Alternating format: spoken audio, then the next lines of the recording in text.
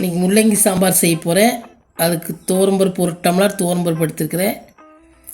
இதை போட்டு 2-3 டைம் களைஞ்சிட்டு அப்புறம் எப்படி செய்யணும் காமிக்கிறேன். களைஞ்சிக்கலாம். முதல்ல 2-3 டைம் களைஞ்சிட்டு இவ்வளோ தண்ணி ஊற்றிக்கிங்க.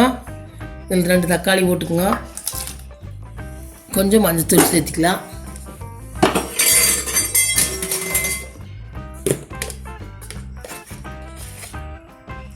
மஞ்சத்தூள் 1/2 ஸ்பூன் போட்டு ஒரு 4-5 விசில் விட்டு வேக வச்சுக்கலாம். மூடி போட்டு 2-3 விசில் விட்டு வேக வச்சுக்கலாம்.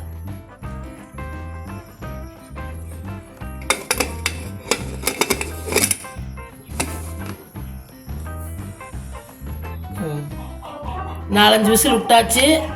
நீ பருப்பு எடுத்து பார்க்கலாம். பார்த்தீங்கன்னா இப்படி வெந்துருச்சு. நல்லா கரண்டிலே கொதிச்சு விட்டுக்குங்க.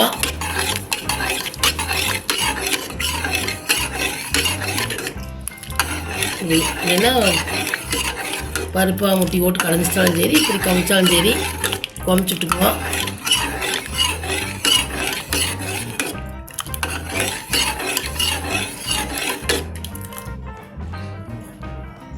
கருக்கிட்டு தாளிச்சிக்கலாம்.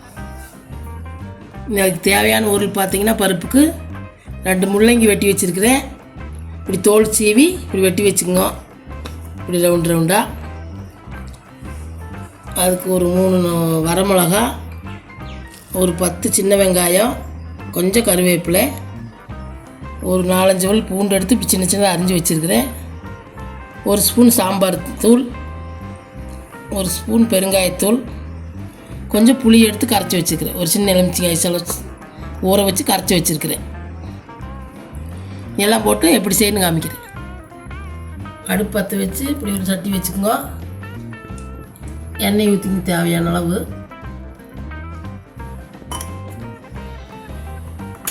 எண்ணெய் காயிட்டு கடுகு போட்டுக்கலாம்.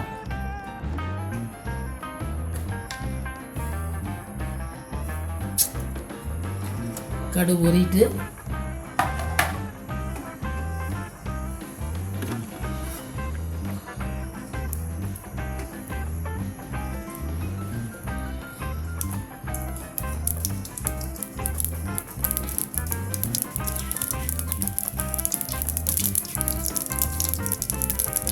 வெங்காயம் சேர்த்துக்கலாம்.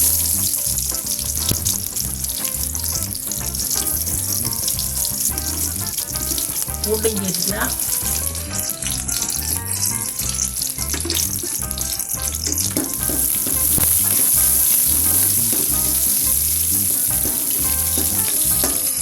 மிளகாய் கருவேப்பிலையும் சேர்த்துக்கலாம்.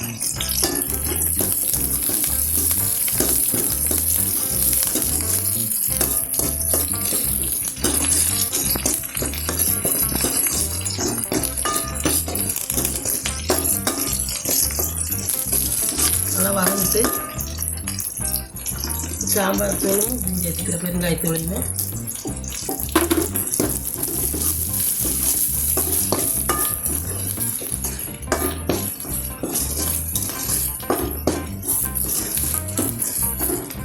முள்ளங்கி சேர்த்துக்கலாம்.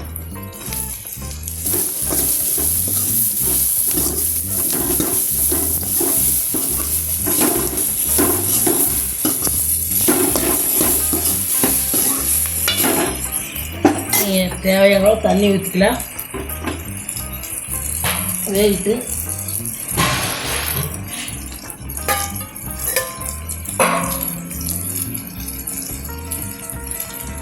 கொஞ்சம் தண்ணி ஊற்றிக்கிங்க. முள்ளங்கி வேவிட்டு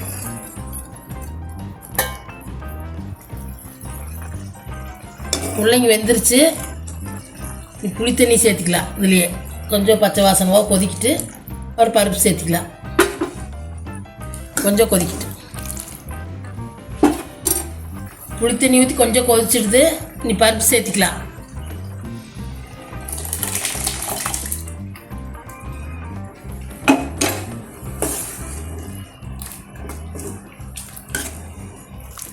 உப்பு சேர்த்துக்கலாம் தேவையான அளவு.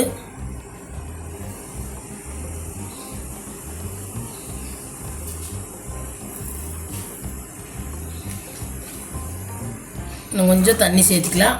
கல்லாட்டு இருக்குது. கொஞ்சம் தண்ணி சேர்த்துக்கலாம்.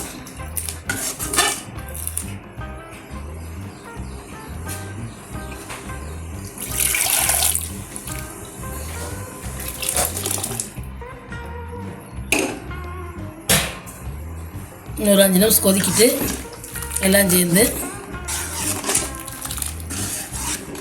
கொதிக்கிட்டு கொஞ்சம் நேரம்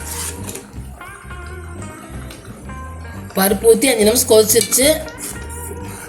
நீ கொத்தமல்லி தழை தூவி இறக்குனீங்கன்னா முள்ளங்கி சாம்பார் ரெடி. கொத்தமல்லி தழை தூவி அடுப்பு ஆஃப் பண்ணிடலாம். பார்த்திங்கன்னா முள்ளங்கி சாம்பார் ரெடி. சூப்பராக இருக்குது. இது இட்லி தோசைக்கும் சாப்பிட்லாம், சாப்பாட்டுக்கும் சாப்பிட்லாம். நீங்களும் உங்கள் வீட்டில் செஞ்சு பாருங்க. செஞ்சு பார்த்துட்டு வீடியோ பிடிச்சதை லைக் பண்ணுங்கள், ஷேர் பண்ணுங்கள், சப்ஸ்கிரைப் பண்ணுங்கள்.